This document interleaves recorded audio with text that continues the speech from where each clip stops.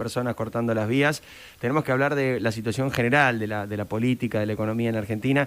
Esta semana pasaron para mí tres cosas con las cuales quiero comenzar a charlar con Martín Lustó, porque siempre me interesa mucho su mirada, no solamente como economista, sino como un político que suele tener una visión más macro, más amplia de las cosas, con un poquito más de profundidad que el resto de la media de la dirigencia política.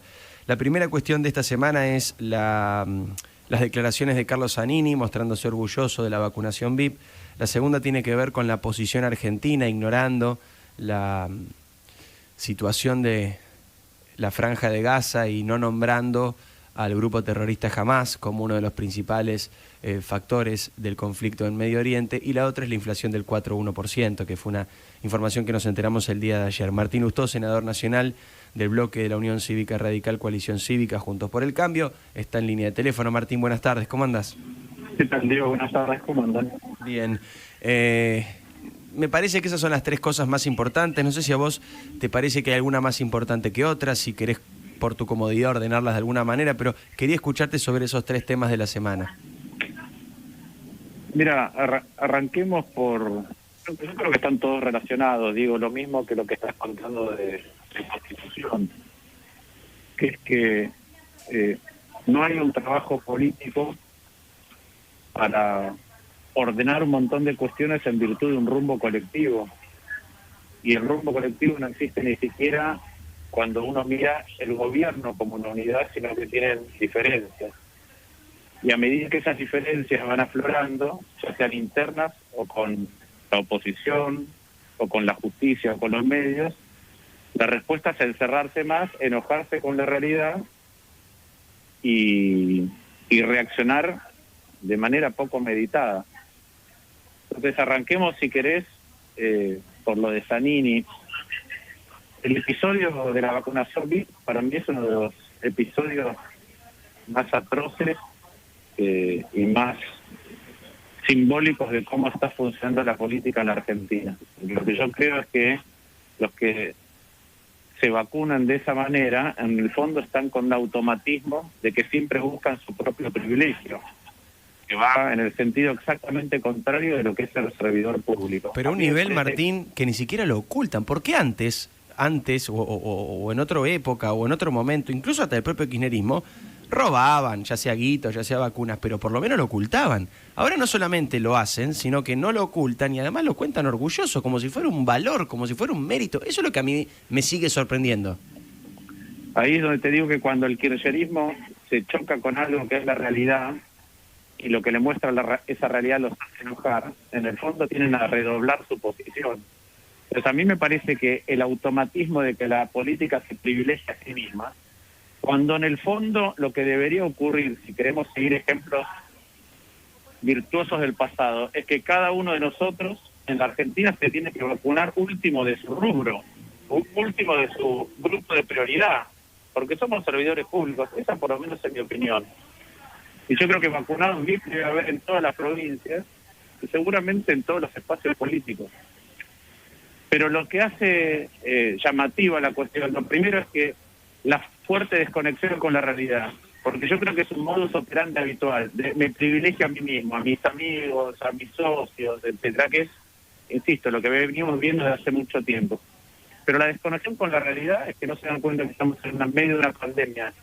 En la Argentina se lleva 3.200.000 personas y casi 70.000 muertos. Y que no hay vacunas. Entonces, lo que es normal para algunos en tiempos habituales, lo siguen haciendo sin tener en cuenta, otra vez, que no hay vacunas por una mala política del gobierno nacional y que hay un enorme temor en la sociedad por contagiarse, por enfermarse, por contagiar a otros, porque se enfermen seres queridos. Ahora, cuando eso surge y la sociedad se enoja, la decisión del kirchnerismo es, como vos decías, no pedir disculpas. Solamente hubo un funcionario que pidió disculpas, que es el ministro de Defensa, Agustín Rossi. Los demás avanzan y redoblan la apuesta. Impresionante.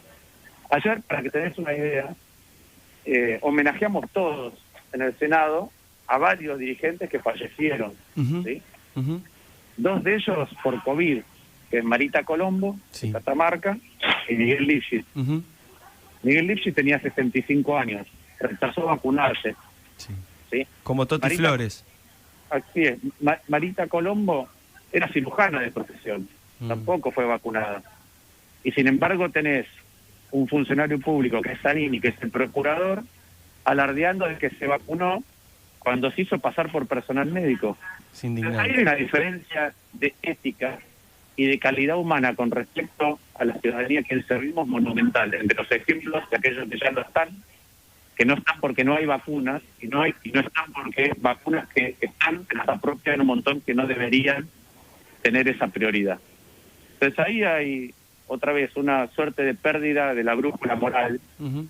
porque cuando vos no registrás ni siquiera lo que estás haciendo y salís a contarlo orgulloso, decís ojalá me hubiera sacado una foto, es como que no tenés idea del contexto en el que estás hablando, no tenés sensibilidad de nada.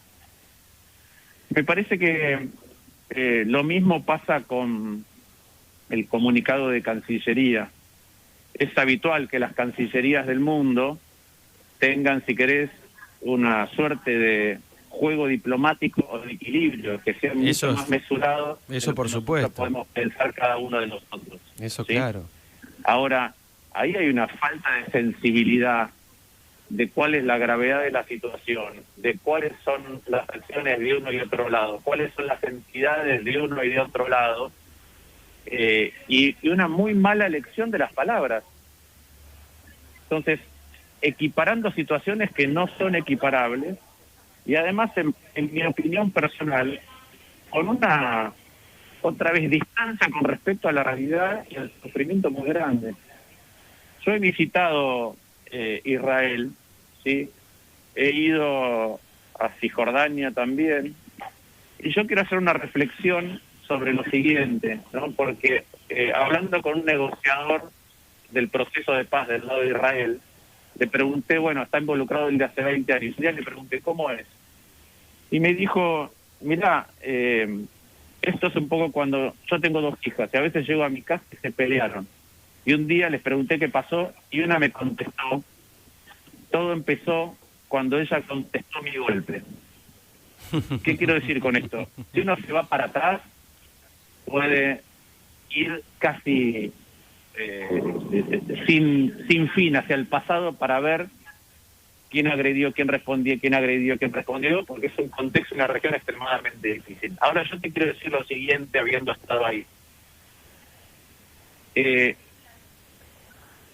Israel es un estado nuevo, ¿sí? Que tiene apenas un poco más de 60 años, 63 años, en un contexto de extremada fragilidad, ¿sí?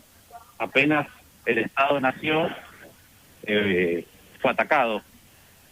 ¿Y por qué digo esto? Porque Israel se desarrolló para poder primero preservar la vida de sus ciudadanos, pero después se desarrolló en una sociedad, o en una región, perdón, con mucha vulnerabilidad para el Estado de Israel, y lo que desarrolló es un estilo de vida propio. ¿Y por qué marco la diferencia entre la vida y el estilo de vida?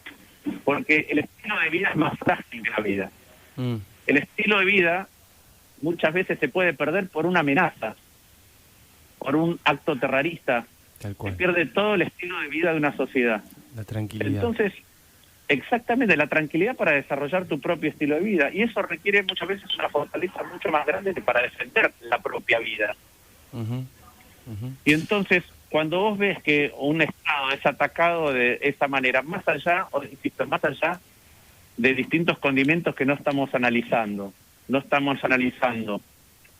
en primer lugar, las motivaciones políticas de uno y otro lado.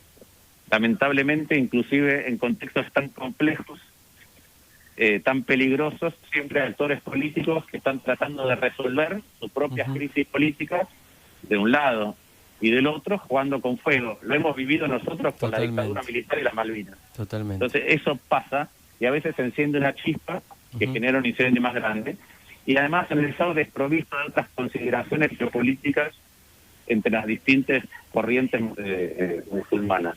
¿Sí?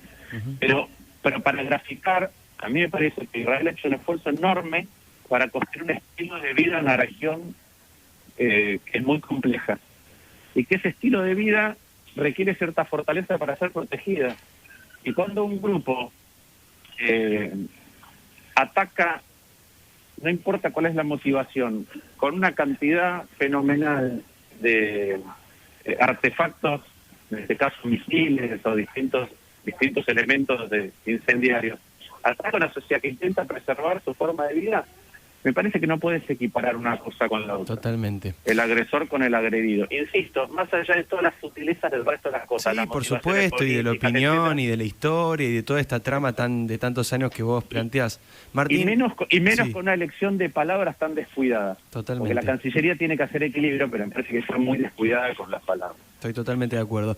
Martín, nos va a quedar pendiente el tema de la inflación. Te digo por qué estamos ahí, se está resolviendo el conflicto en Constitución, quiero ir hacia ese lugar y estoy con mucha tanda atrasada, pero sabés que siempre me gusta mucho conversar con vos.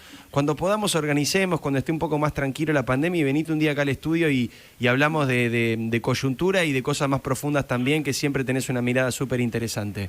Dale, bárbaro. Gracias por tu tiempo, Martín. Abrazo enorme.